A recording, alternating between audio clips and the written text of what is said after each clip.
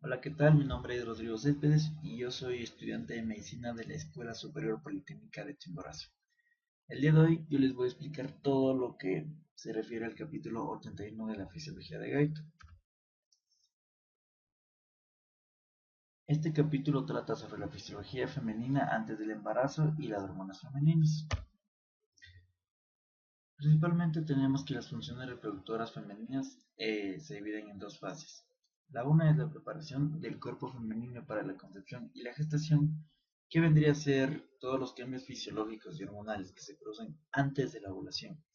Y la segunda fase es el propio periodo de la gestación, que son todos los cambios fisiológicos que se producen después de la ovulación, siempre y cuando el óvulo haya sido fecundado para que se produzcan los procesos de formación del feto. Anatomía fisiológica de los órganos sexuales. Estos gráficos de aquí muestran a los principales órganos que componen el aparato genital femenino humano, como son los ovarios, las trompas de falopio, el útero y la vagina. La reproducción femenina comienza con el desarrollo de un óvulo en los ovarios. Luego este óvulo es expulsado y atraviesa las trompas de falopio hasta llegar a la cavidad abdominal. Y de aquí existen dos posibilidades. Si es que el óvulo ha sido fecundado, se va a implantar en la pared del endometrio del útero y va a iniciar todos los procesos para la formación del feto. Pero si es que por el contrario el óvulo no fue fecundado, va a continuar su trayecto por el útero hasta eliminarse por medio de la menstruación. El sistema hormonal femenino. Las funciones reproductoras femeninas están reguladas por tres factores hormonales. El primero es la hormona liberadora de gonadotropinas, GnRH. Este es un factor liberador proveniente del hipotálamo, cuya función es de estimular la secreción de FSH y de LH. Unos factores que inhiben a la producción de GnRH son los estrógenos y la progesterona. Luego tenemos a las hormonas adenofosfatasa, la FSH o folículo estimulante y la LH o luteinizante. Ambas de estas hormonas son secretadas en respuesta a la hormona liberadora de gonadotropinas GnRH, que proviene del hipotálamo. La FSH, la función es el crecimiento del folículo, mientras que la LH su función es el crecimiento del cuerpo lúteo. Y por último tenemos de las hormonas ováricas, que son los estrógenos y progesterona. Ambas son secretadas por los folículos y cuerpo lúteo del ovario. Ciclo ovárico mensual y función de las hormonas gonadótropas. Ya. En los años fértiles de la mujer, que son más o menos desde los 13 hasta los 46 años, hay variaciones en la secreción de las hormonas femeninas y también variaciones en los órganos sexuales. Esto se le conoce como ciclo sexual mensual o también llamado ciclo menstrual. Aproximadamente dura unos 28 días, aunque también puede durar tan poco como unos 20 días o mucho como unos 45 días. Un ciclo menstrual muy largo está relacionado más con la esterilidad femenina. Todos estos cambios en el ciclo menstrual son para dos fines específicos. La una es la liberación del óvulo siempre y cuando este óvulo no haya sido fecundado. Y la otra es la preparación del endometrio, para que se prepare para, si es que el óvulo fue fecundado, para dar origen al nuevo feto en la implantación del endometrio. Hormonas gonadótropas y sus efectos sobre los ovarios. Bien, todo el ciclo menstrual depende por completo de las hormonas gonadótropas, que son la FSH y la LH. Todos los óvulos que no sean activados por estas hormonas se quedan inactivos y no se desarrollan. Entonces, a la edad de 9 a 12 años, la hipófisis comienza a secretar cada vez más FSH y LH. Este aumento de las hormonas gonadótropas son los causantes de que empiece los ciclos menstruales en las mujeres, más o menos de los 12 a 15 años, con la primera menstruación, que se denomina menarquia. Entonces, cada mes va a haber un aumento y disminución de FSH y LH en el ciclo menstrual. Todo esto es para regular procesos que ya vamos a ver más adelante. En este cuadro podemos observar las diferencias de las concentraciones de todas las hormonas a lo largo del ciclo menstrual. Nos vamos a enfocar en la parte inferior. Aquí podemos observar que al inicio del ciclo menstrual la FSH y la LH están casi iguales, pero 2 días antes de la ovulación, o sea 2 días antes del día 14, tenemos que la LH va a subir aceleradamente, mucho más que la FSH. Y después de la ovulación tenemos que ambas hormonas van a ir bajando progresivamente. Y al final tienden a subir su concentración un poquito. Por otro lado, podemos ver en la parte superior de este cuadro que al inicio de la menstruación tenemos alta concentración de estrógenos, hasta el día de la ovulación, donde bajan repentinamente. Y en la segunda fase del ciclo menstrual podemos observar que aquí ya bajan los estrógenos, pero en cambio inicia el aumento de progesterona. Fase folicular del ciclo ovárico.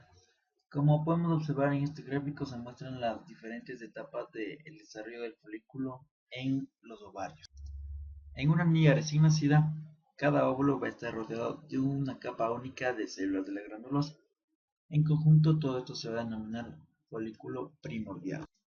Este folículo va a permanecer, por así decirlo, inactivo, ya que este folículo no va a iniciar la división celular, pero se va a detener en profase.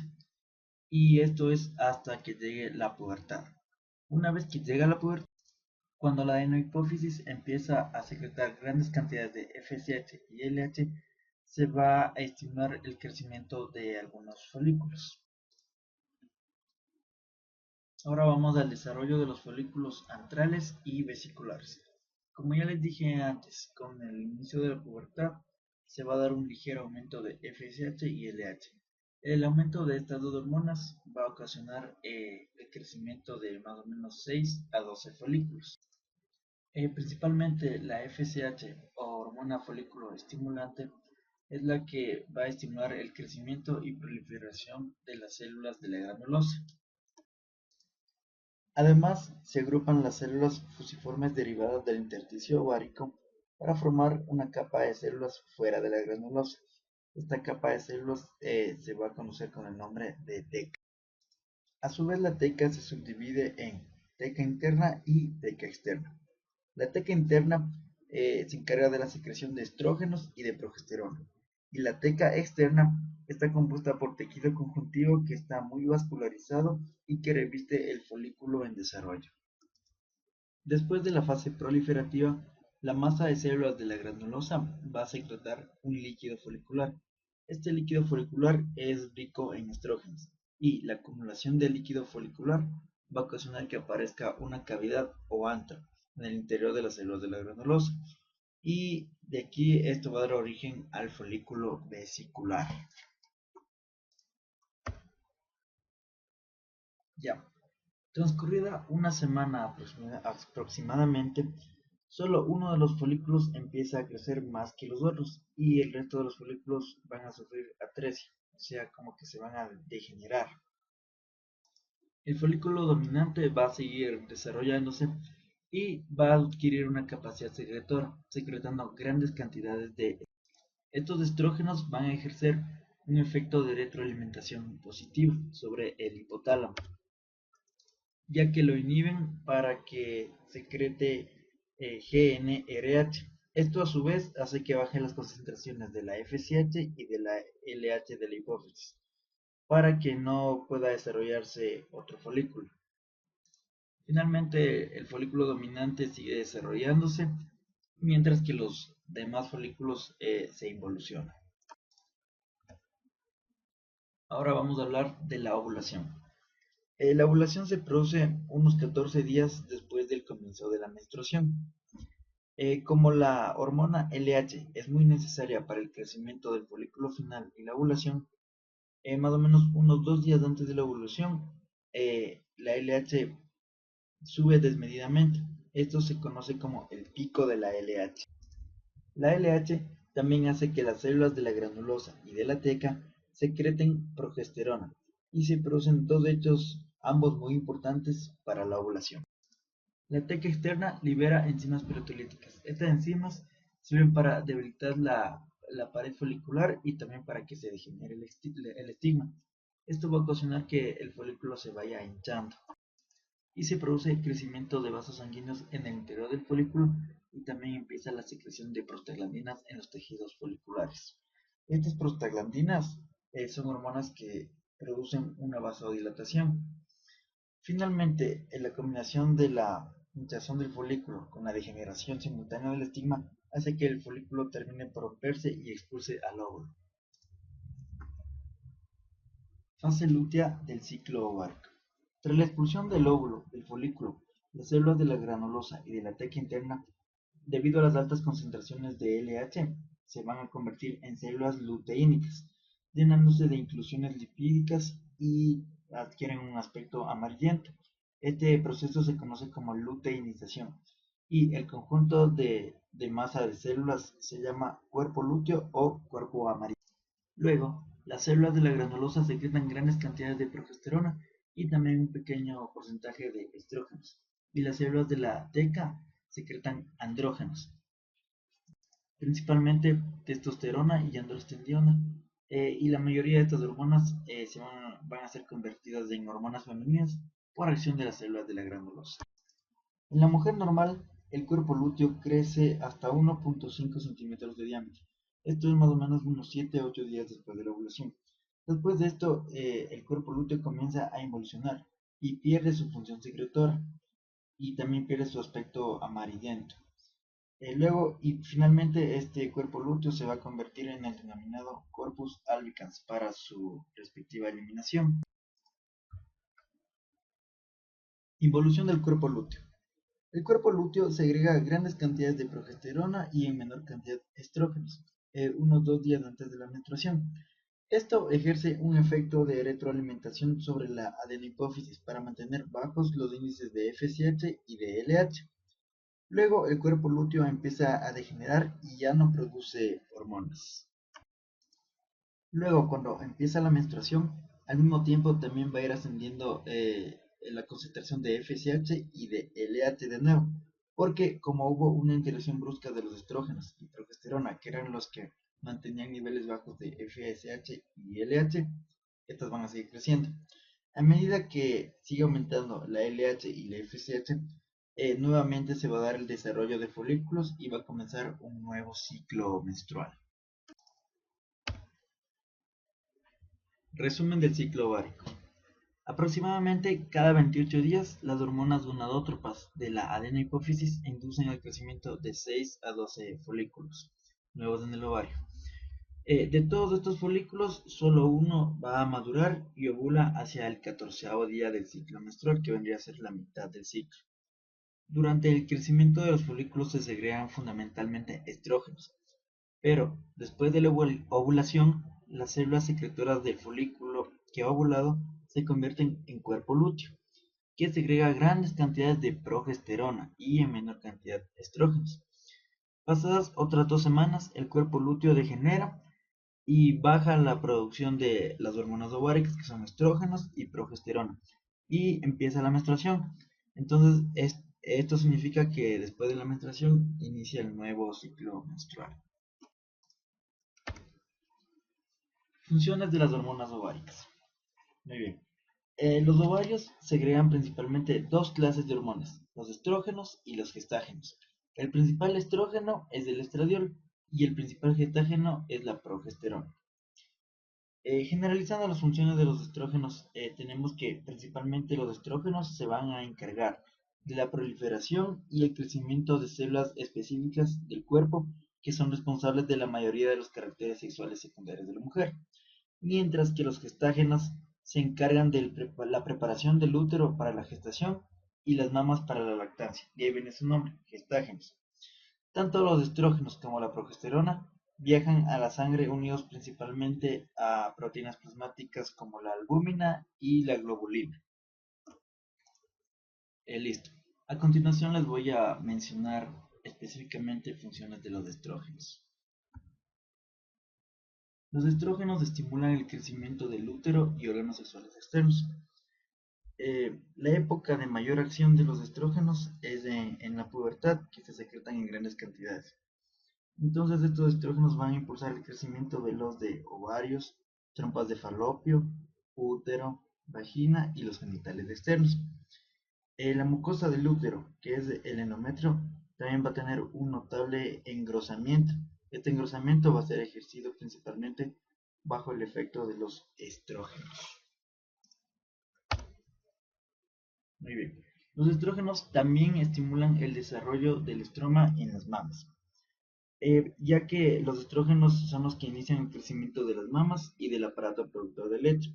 Asimismo, también van a dar cuenta del crecimiento característico y el aspecto externo de la mama femenina madura. Sin embargo, a pesar de todo esto, los estrógenos no completan la tarea de convertir a las mamas en órganos productores de leche, ya que eso está a cargo de otra hormona que ya les mencionaré más adelante. Los estrógenos también hacen que crezcan los huesos. Esto debido a que en la pubertad el efecto sobre los osteoblastos determina un periodo de crecimiento rápido de los huesos largos. Pero este estirón es solo temporal, dura unos años, ya que otra de las funciones de los estrógenos es que fomentan el cierre de las epífisis óseas. Una vez que las epífisis óseas se han cerrado, los huesos ya no podrán crecer en longitud. Entonces, los estrógenos van a reducir la actividad osteoclástica y aumentan la actividad osteoblástica. Un déficit de estrógenos puede causar una osteoporosis, como ocurre en el caso de la menopausia, ya que aquí es el cese casi por completo de la secreción ovárica de estrógenos. Va a subir la actividad osteoclástica, la pérdida de la matriz ósea y van a reducirse los depósitos de calcio y de fosfato en el hueso. Otros efectos de los estrógenos incluyen el incremento de proteínas y actividad metabólica, debido a que favorecen el depósito de grasa en el tejido subcutáneo, principalmente en las mamas, caderas y muslos. En cuanto a la distribución de pelo, los estrógenos favorecen el desarrollo de vello en el pubis y en las axilas. Los principales efectores de estos son los andrógenos.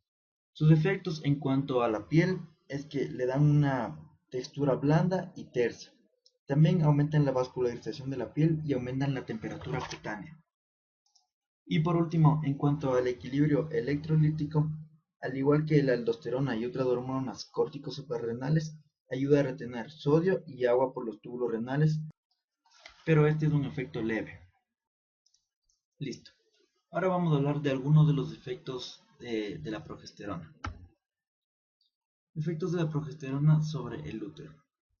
Durante la segunda mitad del ciclo menstrual, la progesterona se va a encargar de preparar al útero para la implantación del óvulo. Para esto promueve la capacidad secretora endometrial y también va a reducir la excitabilidad y motilidad del músculo liso útero. También a nivel de las trompas de falopio, la progesterona va a hacer lo mismo. Promueve la capacidad secretora del revestimiento de las trompas. Esto es para nutrir al óvulo fecundado. Efectos de la progesterona en las mamas.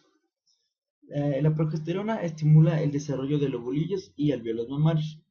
Las células alveolares van a proliferar, aumentan de tamaño y van a adquirir su naturaleza secretora, aunque estas células no van a producir leche, porque esta secreción solo ocurre cuando la mama es estimulada por la hormona prolactina.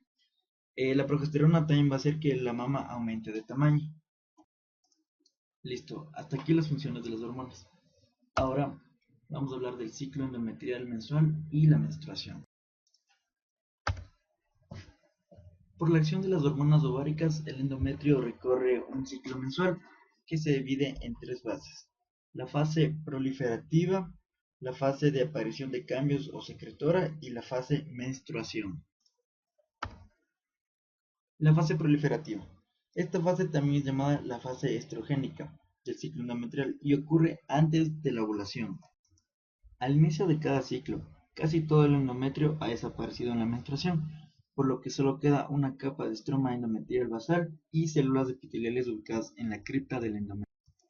Entonces, los estrógenos secretados por los folículos en desarrollo durante la primera parte del ciclo van a estimular la proliferación de las células del estroma y las células epiteliales.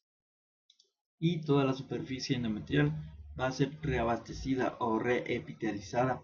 Este proceso dura más o menos unos 4 a 7 días después de la menstruación.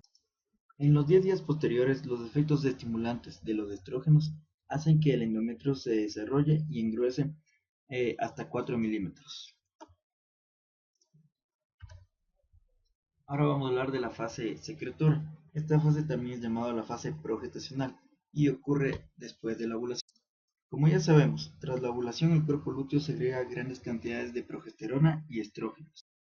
Como la progesterona se secreta en mayor cantidad que los estrógenos, esta va a estimular a que el endometrio se engruese todavía más y adquiera una capacidad secretora. Y también la vasculatura endometrial continúa desarrollándose.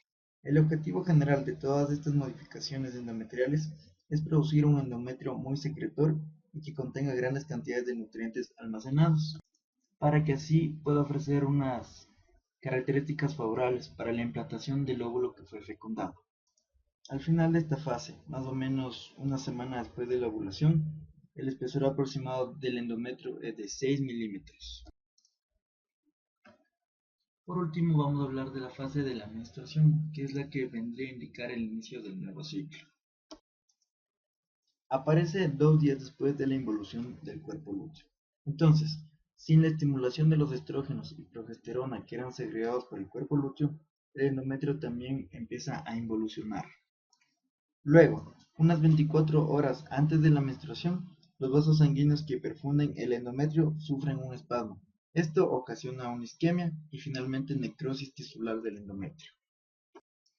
Después aparecen áreas de hemorragia en el tejido necrótico y las capas externas que van desapareciendo gradualmente de la pared uterina. Unas 48 horas después del comienzo de la menstruación, todas las capas de la superficie del endometrio se han descamado. Luego, los niveles bajos en la concentración de progesterona van a estimular a que se produzcan contracciones uterinas y estas contracciones van a expulsar el tejido descamado y la sangre del útero. Algo importante es que el líquido menstrual no se coagula por la presencia de la fibrinolicina liberada por el tejido endometrial. Regulación del ritmo mensual femenino. El hipotálamo secreta GnRH para estimular la secreción de LH y FSH. La secreción de la mayor parte de las hormonas adenohipofisarias está controlada por este factor liberador de origen hipotalámico, que luego se va a transportar a la adenohipófisis por el sistema porta hipotálamo hipofisario. En el caso de las gonadotropinas, la GnRH es la más importante, ya que este es el principal factor que controla la secreción de FSH y de LH. Efecto de retroalimentación negativa de estrógenos y de progesterona. Las bajas cantidades de estrógeno y de progesterona van a inhibir directamente al hipotálamo. Las pequeñas cantidades de estrógenos inhiben poderosamente a la LH y a la FSH por un efecto hipofisario directo, pero también los estrógenos inhiben a la GnRH hipotalámica. La progesterona va a actuar sinérgicamente con los estrógenos, pero por sí sola el efecto de la progesterona es muy débil. Otra hormona que inhibe a la FSH y a la LH es la inhibina. Esta es una hormona esteroidea que es secretada por las células de la granulosa del cuerpo lúteo. Efecto de retroalimentación positiva de estrógenos antes de la ovulación. A medida que aumenta la cantidad de estrógenos y baja la tasa de secreción de las hormonas hipofisarias, por razones que todavía se desconocen, la hipófisis segrega gran cantidad de LH inmediatamente antes de la ovulación, cuando los estrógenos se encuentran en grandes cantidades. Este pico de LH, en un momento en el que la secreción de esta hormona debería estar suprimida por los altos niveles de estrógenos, es el principal factor que desencadena la ovulación y que influye en la luteinización de las células de la teca y de la granulosa. Después de la ovulación, los estrógenos y la progesterona segregados por el cuerpo lúteo vuelven a sufrir un efecto inhibidor sobre la secreción de LH y de FSH.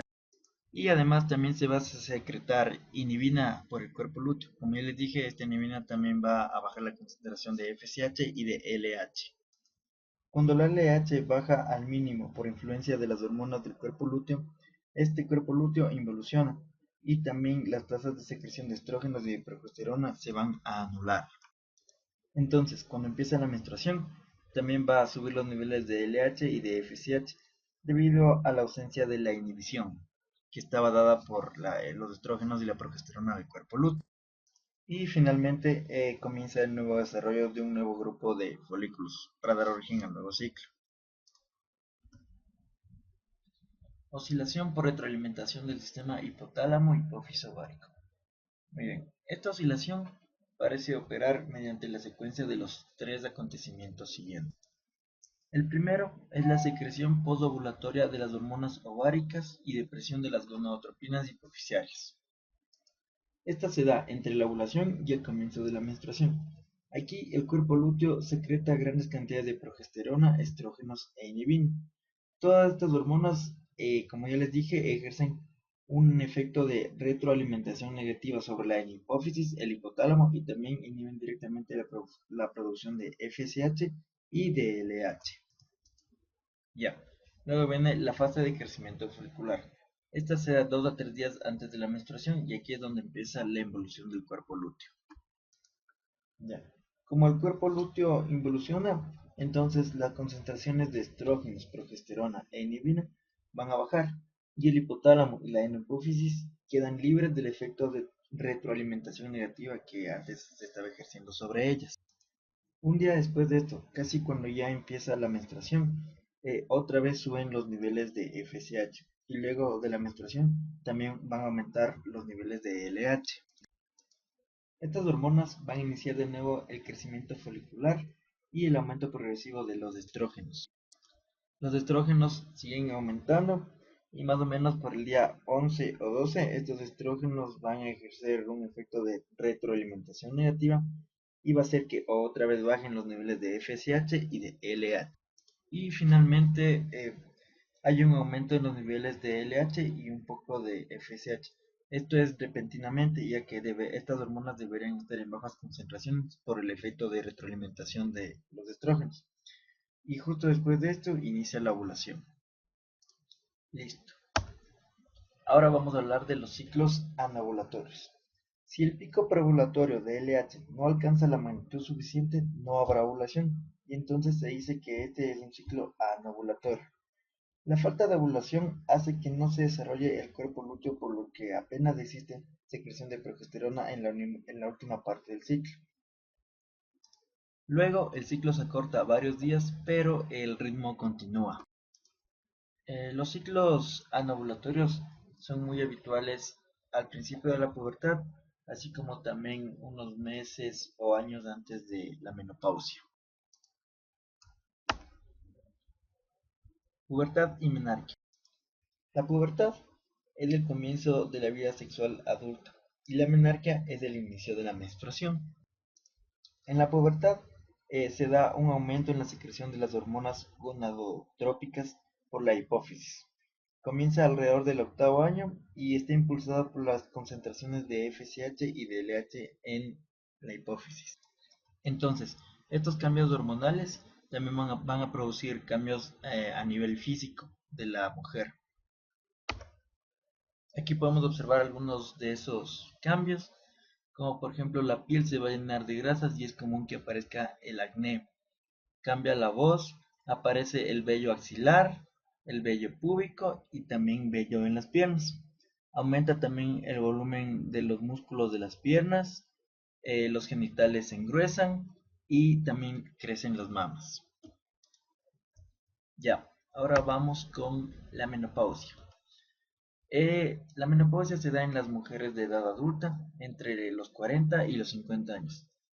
Primero se da con ciclos sexuales irregulares y finalmente cesan estos ciclos. Y justamente como se cesan los ciclos sexuales, también hay cambios hormonales drásticos en la mujer adulta, por lo que se van a producir notables alteraciones fisiológicas. Todos estos cambios fisiológicos se dan porque después de la menopausia se produce FSH y LH en grandes cantidades, principalmente la FSH. Algunos de los cambios fisiológicos incluyen dolor de cabeza, insomnio, ansiedad, angustia, oleadas de calor, sudoración, aumento de peso, pérdida de la memoria, depresión, mareos, falta de concentración, desmayo, palpitaciones y sofocos. Todo esto se puede tratar con un tratamiento psicológico, pero si es que el tratamiento psicológico no es suficiente, se puede tratar administrando diariamente pequeñas cantidades de estrógenos y esto hará que cesen todos estos síntomas. Anomalías de la secreción por los ovarios pueden ser dos, el hipogonadismo o la hipersecreción de los ovarios. El hipogonadismo obviamente es la secreción ovárica inferior al normal. Esta secreción ovárica inferior puede ser consecuencia de unos ovarios malformados, de la falta de ovarios o de que exista alguna alteración genética. En este trastorno, los caracteres sexuales secundarios habituales no aparecen y los órganos sexuales quedan en estado infantil. Muy característico de este trastorno es el crecimiento prolongado de los huesos largos, ya que como les expliqué antes, los estrógenos también hacían que se cierren las epífisis óseas y ya no pueda seguir creciendo el hueso en longitud. Entonces, como en esta enfermedad las epífisis óseas no se cierran, la mujer sigue creciendo desmedidamente. Entonces, las mujeres con hipogonadismo son mujeres que son de muy alta estatura. Otra característica de esta enfermedad es que las mamas se atrofian y se vuelven péndulas y el vello pubiano se hace más fino. Estos mismos cambios ocurren en las mujeres tras la menopausia. En el hipogonadismo, el ciclo ovárico no suele ser normal debido al déficit de hormonas ováricas. Y por último, en esta enfermedad del hipogonadismo se puede llegar a causar amenorrea, que es la ausencia de la menstruación. Por el contrario, en la hipersecreción ovárica hay una secreción extrema de todas las hormonas del ovario. Aquí la secreción excesiva de estrógenos va a inducir a la reducción de las gonadotropinas hipofisarias y a su vez esto va a limitar la producción de hormonas ováricas. Por lo tanto, la hipersecreción de estas hormonas solo suele detectarse cuando existe un tumor feminizante.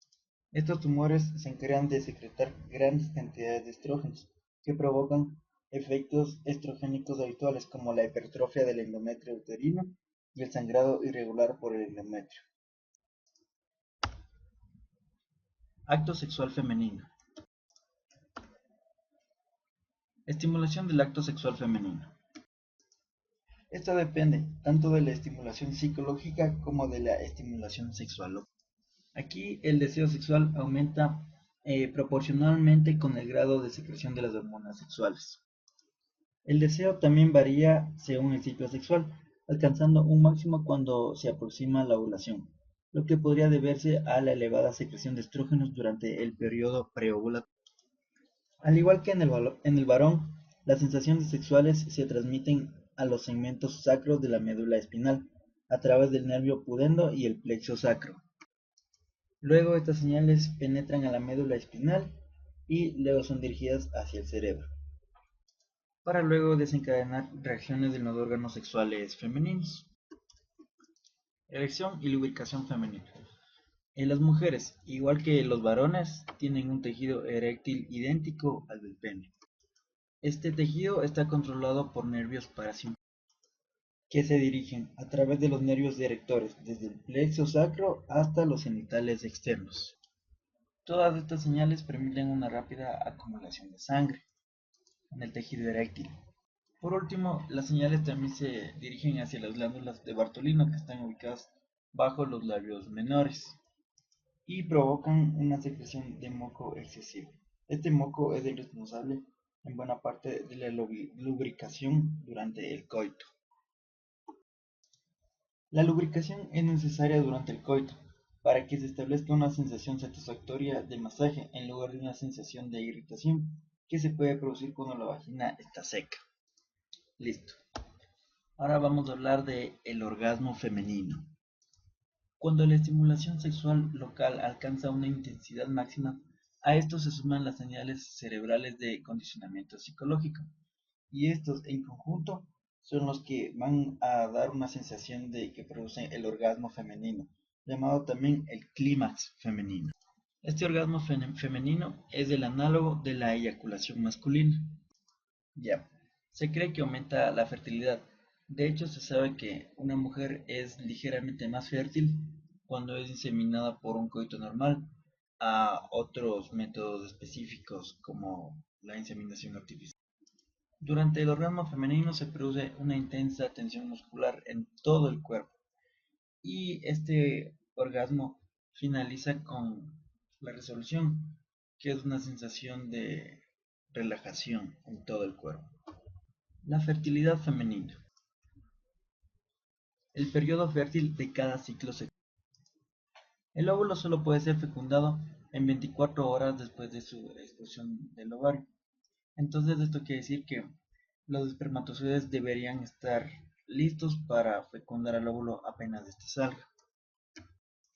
Pero también es importante la capacidad que tienen los espermatozoides para mantenerse fértiles en el aparato reproductor femenino de hasta 5 días. En otras palabras, esto quiere decir que para que tenga lugar la fecundación, los espermatozoides deberían estar en el aparato reproductor femenino entre 4 y 5 días antes de la ovulación. Método rítmico de anticoncepción.